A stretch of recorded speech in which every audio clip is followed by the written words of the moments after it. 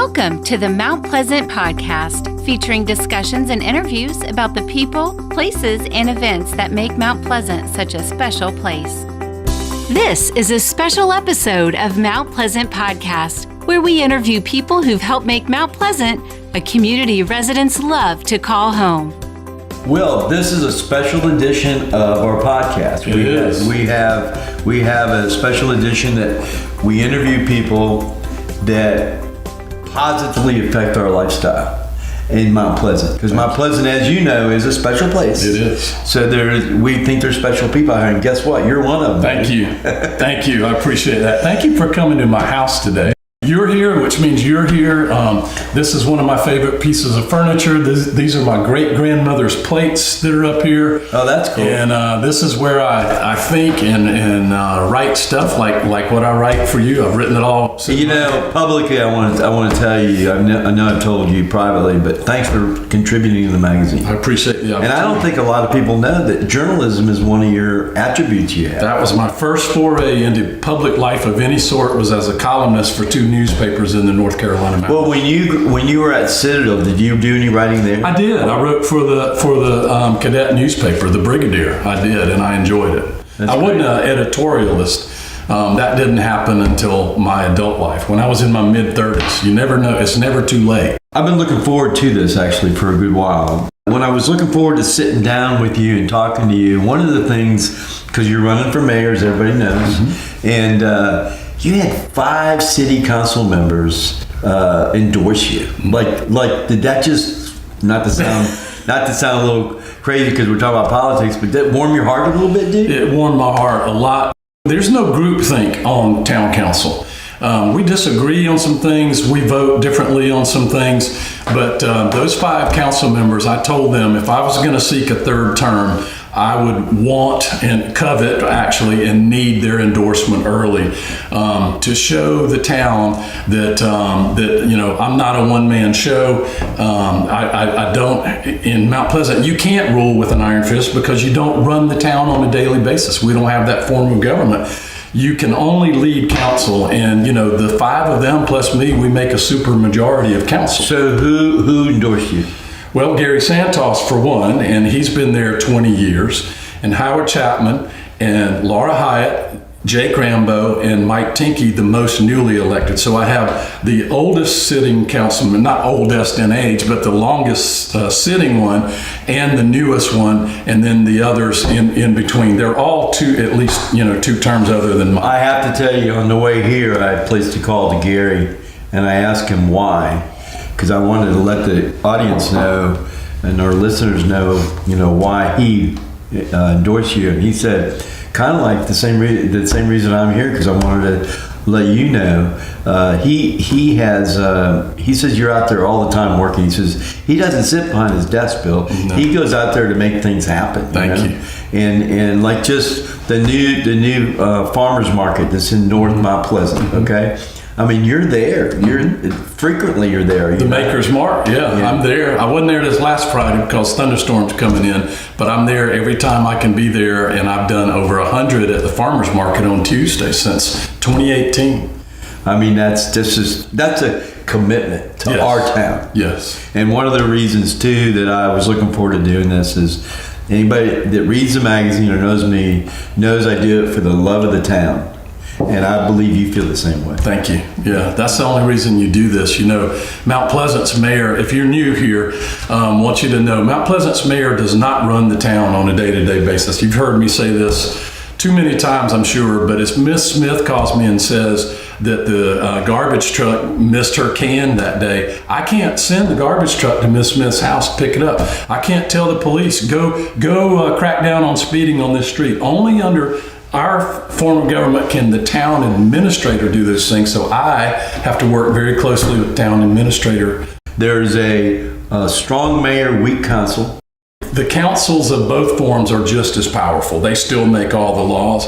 But under the strong mayor form, which Charleston has and North Charleston has and Goose Creek has and Holly Hill has, The mayor runs the day-to-day staff. They hire, they fire, they promote, they demote, and they present the budget to council. Under our form of government, the person who sits outside my office who greets you when you come to see me does not report to the mayor of Mount Pleasant. I have no say-so in who gets hired to do that job. Now, that I've had 3 great ones, don't get me wrong, but they'll say, oh, do you mind if I take Friday off? I go, you don't need to ask me. I'm just the mayor. In this form of government, weak mayor, strong council. Did I say it properly? Well, council form, yeah. In the council form, the town administrator manages the town and executes the town as a CEO of a company? Yes, and technically, though, the mayor is still the CEO because an ordinance doesn't become law without my signature.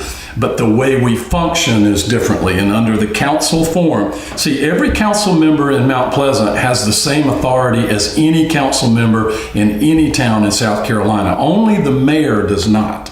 And the mayors of Charleston and North Charleston have what's called strong mayor, but under the law, it's mayor council, where the mayor runs the staff, the mayor assigns staff, and the mayor presents the budget to council to vote on. Under the council form, the town administrator does all of those things, and the mayor is one vote on council. So I have said this ever since I started running in 2016. The strength of the mayor of Mount Pleasant has to be leadership of council. And every person that is on council now, except for 2, are people that I have endorsed and I have supported and asked people to put on council. And I feel like that's one reason that right out of the bat, I got 5 endorsements out of the 8, was that we all have the same goals for this town. Do we agree on every vote? No. I can show you some from our last council meeting where I voted differently than some of those who support me and I support them. But those are not the big picture things. Those are this annexation or that slight change. On the big picture of Mount Pleasant, getting back to what I talked about, protecting, planning, and restoring, we all see it the same way. So protecting, planning, and storing is your... It's my principle, my Palmetto Principle that I know. And it's been there from the very first time you... First day I walked in the mayor's office. So let's segue into a 3-term. So there is a chance if you are elected, and a lot of people feel you're going to be elected, okay? And you got 5 endorsements from the council members. And I must say, well, I've known a time where those the council members have not worked close together. Right. And that's a very positive thing that you've done, that they've all done. It doesn't take, like you said, you're not the man to collectively all are the men. No. You know? Right. Or the authorities. People, yeah. The people. Yeah. But with that said, Coleman, let's talk about Francis Coleman. Now, why this is dear to my heart a little bit, Francis Coleman, is we, as publisher of the magazine, I felt there was a need to bring the merchants of Coleman Boulevard together a little bit more, because if you go to the town center or you go to Oakland Plantation, they have an association. That's right. Well, the Mount Pleasant, the Coleman Boulevard doesn't. Right. And there's so many old, awesome businesses there. Businesses have been passed down from generation to generation. So we started the Coleman Boulevard Merchant Association. And just ask me who owns ColemanBoulevard.com. Go ahead. Who does? It's a way to highlight the merchants on there, but it also is a way to tell Mount Pleasant's history. Right. And so Francis Coleman, who that's named after, obviously, when Grace Memorial Bridge was built, and I'm sure you knew this, but a lot of people didn't or don't. It used to be a toll bridge. Right. Named after him, and when he was elected in 1946, was it? I believe so. 1946. There was only 1,800 people that lived here. Wow. And we had that many in some neighborhoods. Yeah, exactly. That's a good way to put it. Yeah. He was serving the community for 3 terms. You served the community for 2 terms. When you think of the fact you could be making history, how do you feel about that? I'm overwhelmed by it, actually. And, I gave a lot of thought before I ran announced for this term. I knew I was going to do a second term all along. But you ask yourself, am I still relevant? And what I do still, does it still matter?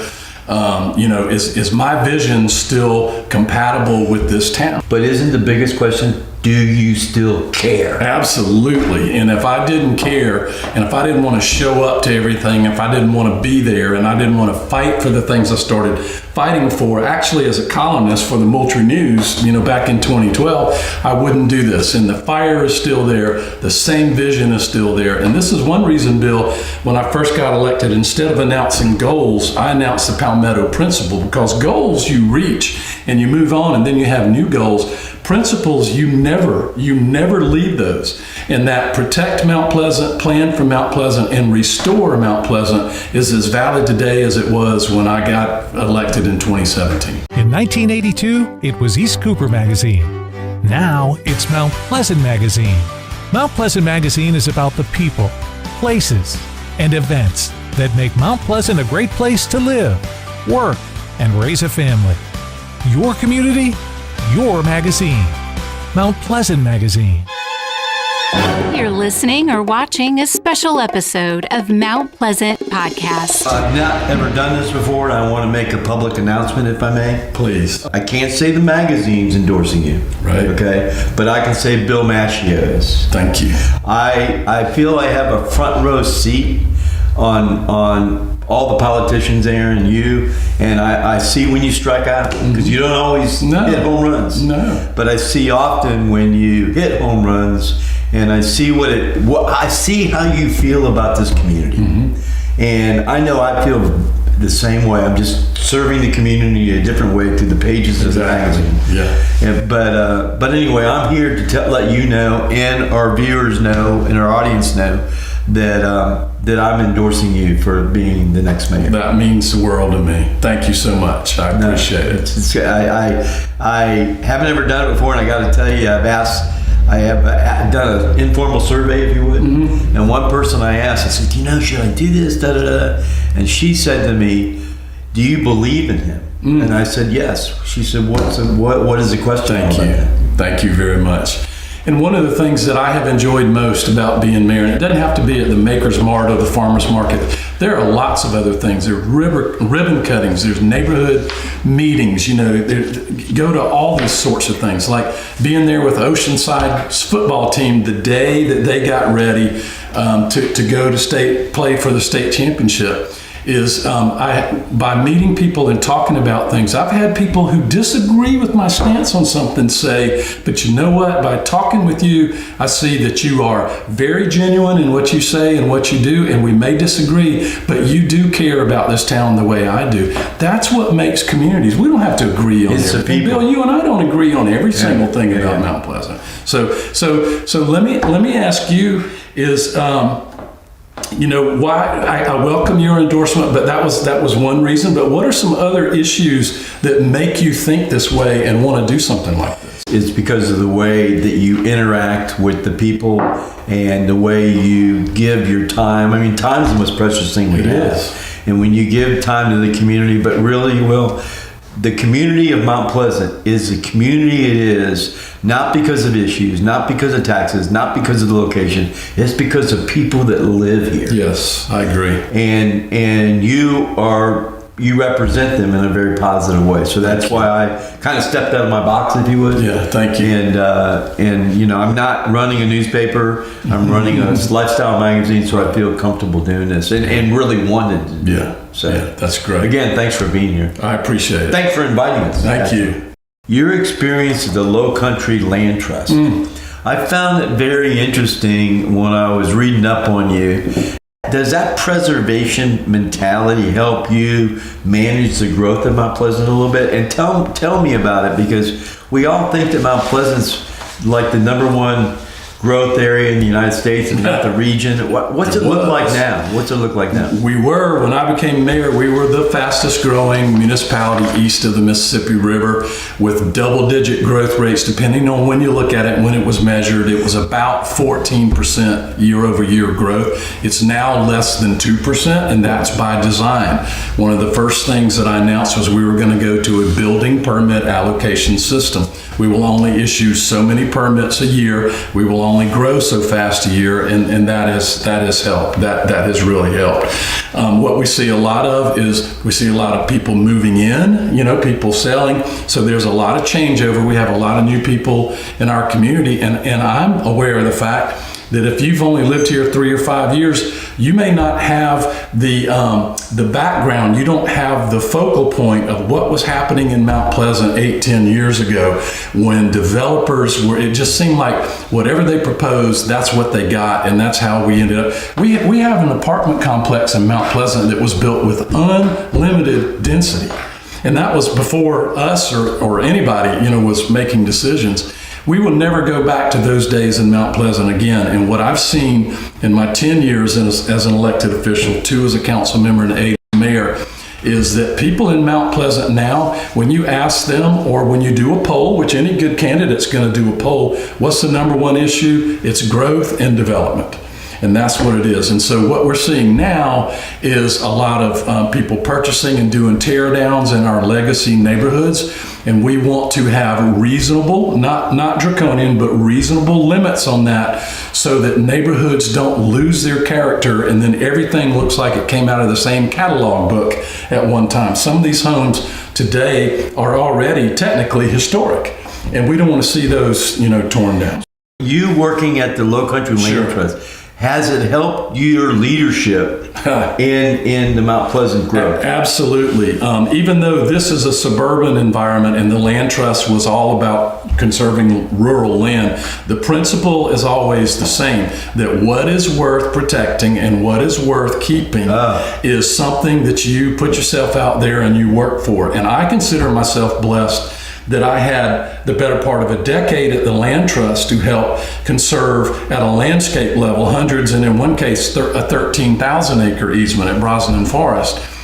We are conserving right here the next great wave of conservation in America, and books are being written about it. One is called Homegrown National Park, is with suburban landowners, because your yard, you noticed my pollinator garden when you drove up this morning, and all my bird feeders, and I'm trying to create a food web here, and I want Mount Pleasant residents, and they're embracing this. I want more and more to start embracing. We're Mount Pleasant Magazine and our podcast. We're going to address the tree. The community forest is what it is, because it is a forest. It's very important. It's very important, and that's why we have a tree task force now to help us with the small details of all of that. That's a really worthwhile, but all I can think about when you're thinking about the Low Country Trust is in Mount Pleasant.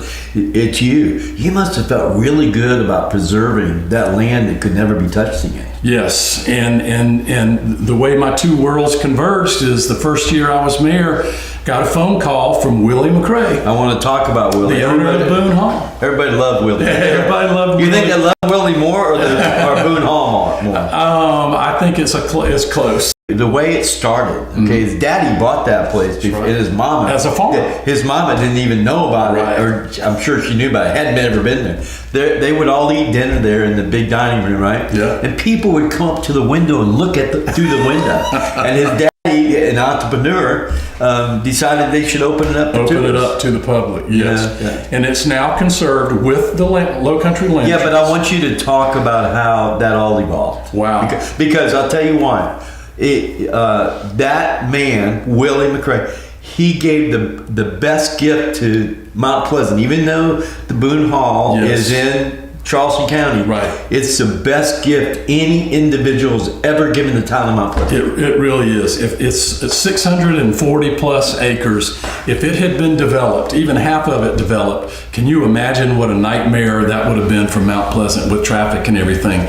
But Willie had decided on his own, in his heart. He had a vision, didn't he? He had a vision, and protect, plan, restore. And Willie had that vision to protect Boone Hall, and he knew I had a background at the Land Trust, and he knew that Mount Pleasant had access to county Greenbelt funds that are meant for the town to be spent in the town, and we, because they purchased part of that easement. Now, he donated tens of millions of dollars worth of easement and got paid for a fraction of it. But then again, that money, like you see that new Willie's Market out there that's so nice, which is a beautiful building with its own history. But all of that helped improve and preserve Boone Hall. But he called me at the mayor's office, and we talked about how you work with the land trust, how you decide which one to use. At the time, there was the East Cooper Land Trust and the Low Country Land Trust. Those two have now merged. And this is one of the reasons they could do a better job together than they could apart. And I just told him, based on my experience, this is how it works. This is what you can expect. And gave him some names of people to talk to. And I got to give him credit. Mike McShane, who lives in Charleston County, was with me on that call. Mike is a leader in conservation in the Low Country. And he started working with the Low Country Land Trust. And about a year later, they announced that the easement was done and no new development. I mean, no new houses, no commercial. That's protected, totally protected. Totally protected. It's amazing. And the other thing too, for those who've lived in Mount Pleasant a long time, Willie succumbed to cancer shortly after that. Not long at all. It was just in the nick of time. Yeah, it really was. So, I got to tell you, thanks for being here, Will. And I got to say, no matter where you live in Mount Pleasant, North Mount Pleasant, South Mount Pleasant, whatever you want to say, if you live in Mount Pleasant, this is a good dude. Thank you. I'm telling you. Thank you for inviting us to come to your house. Thank you, Bill. Appreciate it. And thank you all for coming into my home and getting to know me a little better. Thanks for listening or watching this special episode of the Mount Pleasant Podcast. Your community, your podcast. Listen or watch past or future episodes at mountpleasantpodcast.com.